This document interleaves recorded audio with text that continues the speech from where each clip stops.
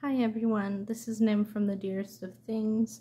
Today I wanted to show you how I make my strawberry stems for the strawberries in my bucket hat pattern that you can find on my Etsy. A few people have had problems with it in the past, and all I have been able to offer are picture tutorials and trying to describe something that people already couldn't understand, written the best possible way I could write. A video just seems like a better option, and now it's also going to be out here for everyone else to use as well. So if you made a bucket hat at home and you wanted to convert it into a strawberry hat yourself, you now have a well put together stem that looks nice and has a lot of detail that you can add onto your bucket hat. I am going to be putting mine on a medium hat because this is what I need to ship out tomorrow with a few other hats. The size of the strawberry stem does not change based on the size of the bucket hat in my pattern. It is the same stem pattern for each hat. So today we're gonna use our basics: the darning needle, the scissors, the hook. My hook size today for this is going to be a G, which is a 4.25 millimeter, and I'm going to be using 4-weight or worsted weight yarn. This is Red Heart, and I'm using spring green because it is the brightest one in my stash. And if you can tell, this is a bright pink because the pink I used to use for these hats was discontinued. So for this stem,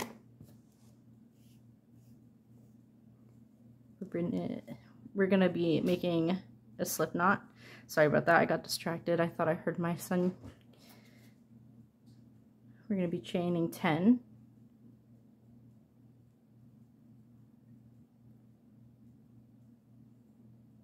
And then we're going to be folding this in half, essentially, to slip stitch under that first V, which is the first chain we made. And that way all your V stitches, or the V's of your stitches, are facing the outside. From here, we will be chaining 8.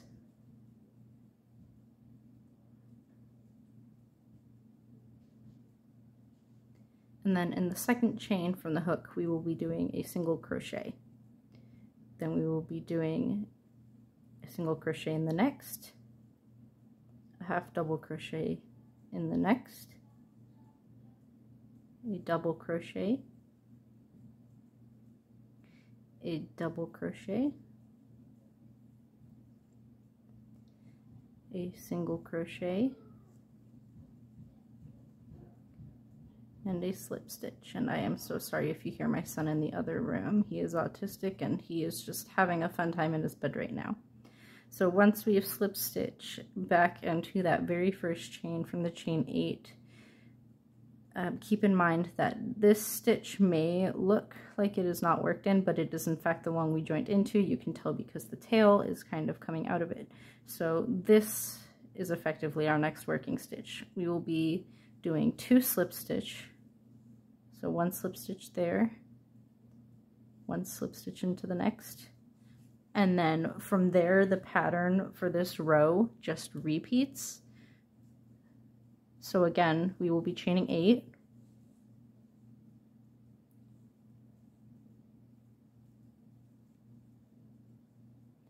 putting a single crochet in the second chain from the hook, a single crochet, a half double crochet, a double crochet, a double crochet, a single crochet, and a slip stitch into the back of the first of the chain 8. And then we will be slip stitching into the next 2. And remember, this immediate one that we just put our chain 8 into does not typically look worked, but it is. So make sure that you're going into the next free space to do your 2 slip stitches. And then you will be back to the chain 8.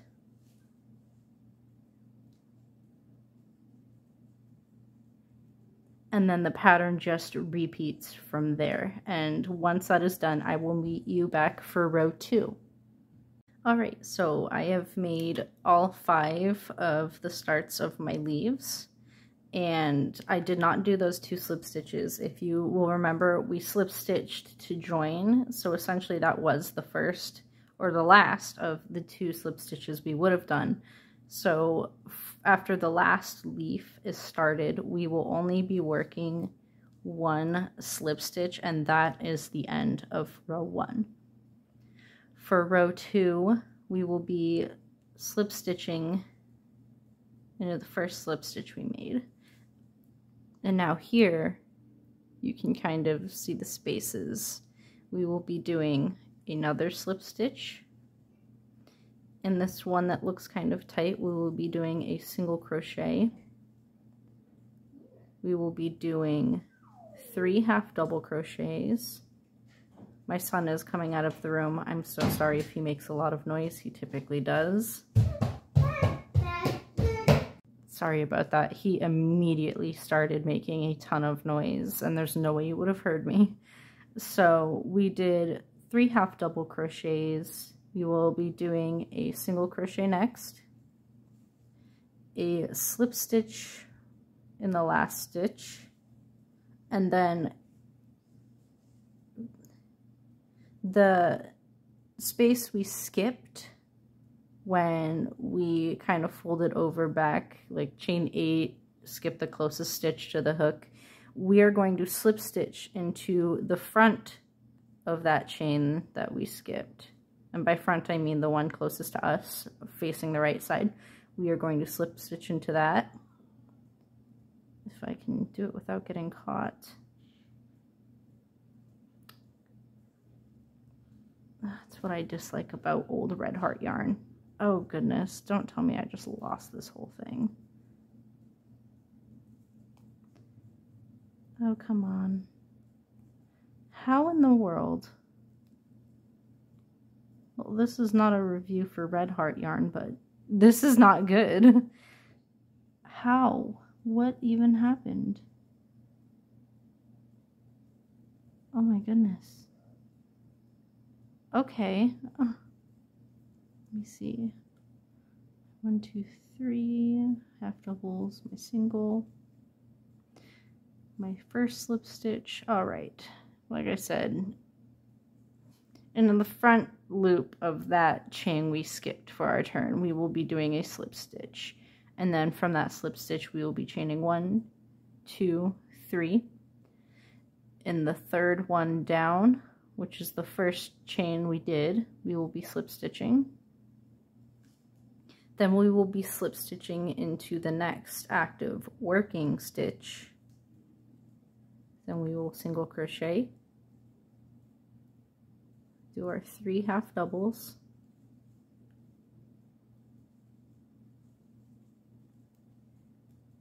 a single crochet, and then a slip stitch. And that brings us to the slip stitches from before. We will do 2 slip stitches,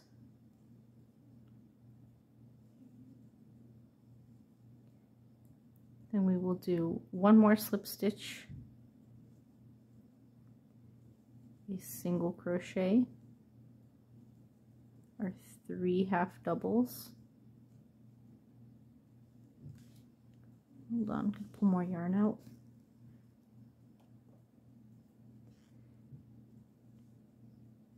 The 3 half doubles, the single, the slip stitch into the last working space, a slip stitch into the side of that chain we skipped when we did our turning from the chain 8, chain 3, slip stitch in the third chain from the hook, slip stitch in the next working chain, a single crochet, 3 half double crochets,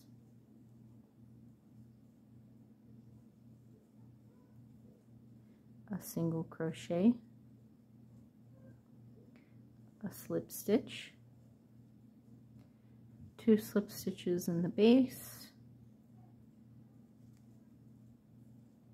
and then we are back to the repeat. Slip stitch, single crochet, 3 half doubles, a single, a slip stitch in this turning chain, chain 3, slip stitch in the next working chain, single crochet, 3 half doubles, a single, and a slip stitch. And we will just be repeating that all the way to the end, and I will meet you there. Alright, so I just completed the last leaf. I did the last slip stitch on the leaf, and here I am going to be doing the 2 slip stitches that are on the base, and then I don't typically measure, I just kind of double an arm's length to be safe, because I rather cut too much than too little. Pull that through, and when I go to sew this onto the hat, I will typically thread it into that stitch. So I'm not sure if you would call this a row 3 or row 1 of the actual stem piece, but you will have your work facing you, and it's hard to find the exact bumps from the start chain, so I try not to worry too much about it. As long as you get 10 single crochet, you are fine. So I will join anywhere with the work facing me with a slip stitch, and then I will single crochet. That's 1, 2, and we're just kind of going around here. 3, 4, 5, 6,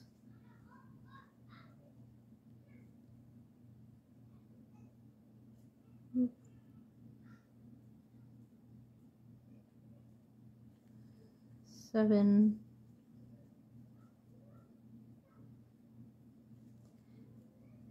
8, 9, and then where I only have 1 stitch left and it looks like there's so much space, I will kind of do something like a decrease to kind of shorten that gap for my 10th stitch. And I don't join for this, but I will make sure all my ends are down through the back and out of my way. So from here, we will just do 1 single crochet in each of the 10. We are not going to be joining the rows.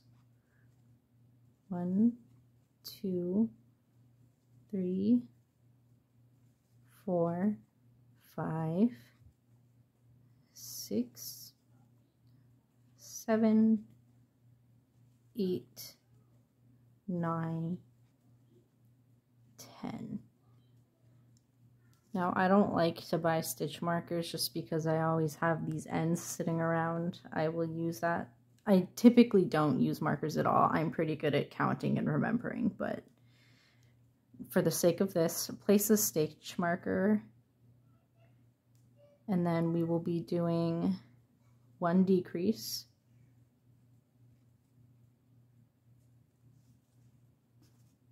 I'm pulling out more yarn. And then we will single crochet 3,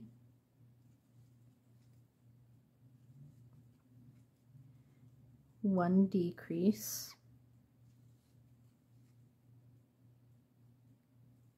single crochet 3,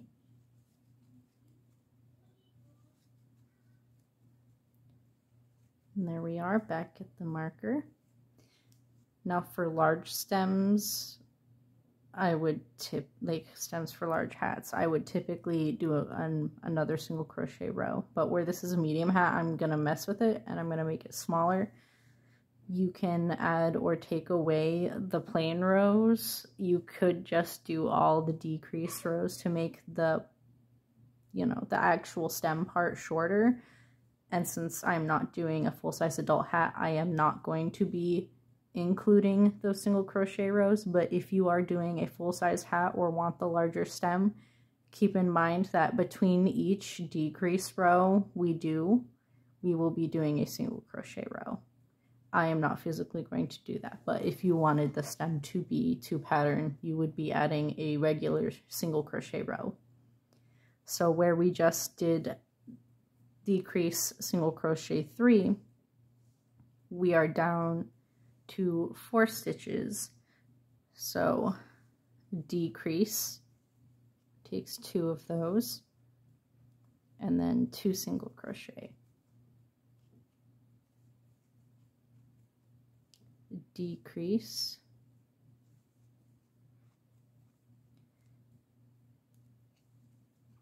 two single crochet, and we are back to this.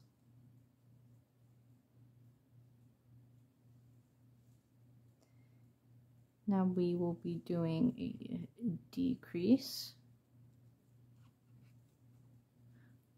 1 single crochet, and it does get a little bit more difficult the smaller it gets. Decrease,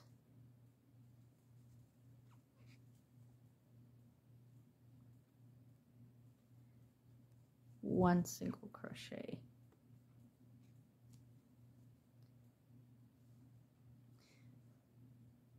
So from here, I will typically I won't decrease anymore right now. I will usually single crochet those 4 that are left. For this, I'm gonna struggle. I went a little bit tighter than I'm used to. And once you single crochet those 4, instead of a regular decrease, I am going to do a single crochet in the front post of the next stitch. And then I'm going to chain 3. I'm going to slip stitch. And then I'm going to single crochet. And it's sort of the same thing here. I'm going to go around the front post on the opposite side of where that chain's from, and I'm going to slip stitch. And that kind of keeps the top of your stem centered. I will pull it through, and to make sure it's even, where the tail is kind of coming out of the right side of that post I went under, I'm going to go through my work and pull the tail back through the left side of that post as well to kind of anchor it down more evenly and prevent it from going like, unless you want it to do that. And so from here, what I like to do to, you know, not use a ton of polyfill or any at all and not have to weave in these ends is I will make sure all the ones that are not my sewing end are together, and I will just kind of knot those up.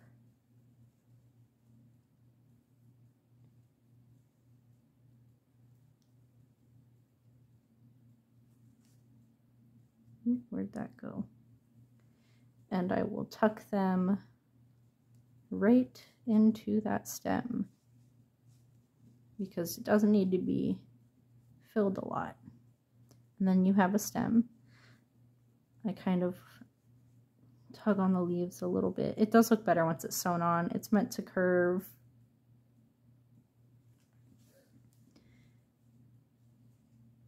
So this is the general idea of how it looks when done. And I'm not going to show you myself sewing this entire thing to this hat, but I will give you a general idea on how I go about that. I'm going to cut this a little bit shorter. I think I went a bit too long. Get that out of the way. Find my end.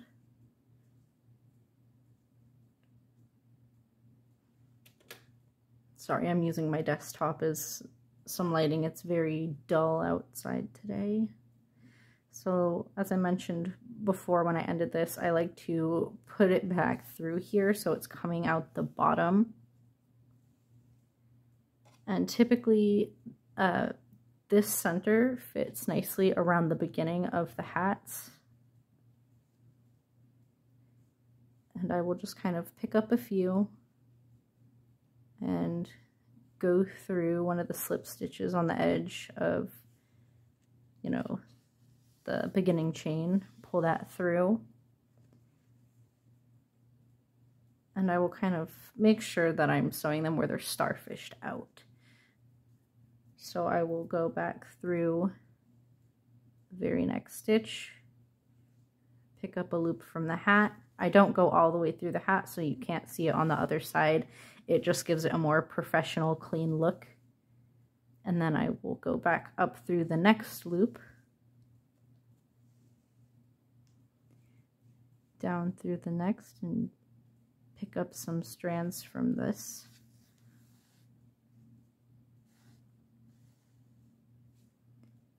Go up through the next loop, go down through the other one and pick up some threads from the hat. Go up through the next loop. I missed a tiny bit there, that's okay, I can just go right back under it. And then for the tips where they are meant to be curling upwards, they don't have to be, that is completely up to you. I will go through the next one, kind of pick up a random amount of strands just to pass under that tip, so I don't have to work it and hold it flat or pin it down. Oh. Well, I don't know what he's doing. It's a screaming party. I should go join him. So see, it went completely under that, so this is still free and loose to kind of curl up when this hat rounds out on someone's head. And then I will just keep continuing that pattern of going down, picking up a thread from the hat, and then going up through the next one. Now don't pull this too tight because it will get wonky like that. It will kind of zigzag, so you kind of want to keep it loose without pulling the strand super tight as you go.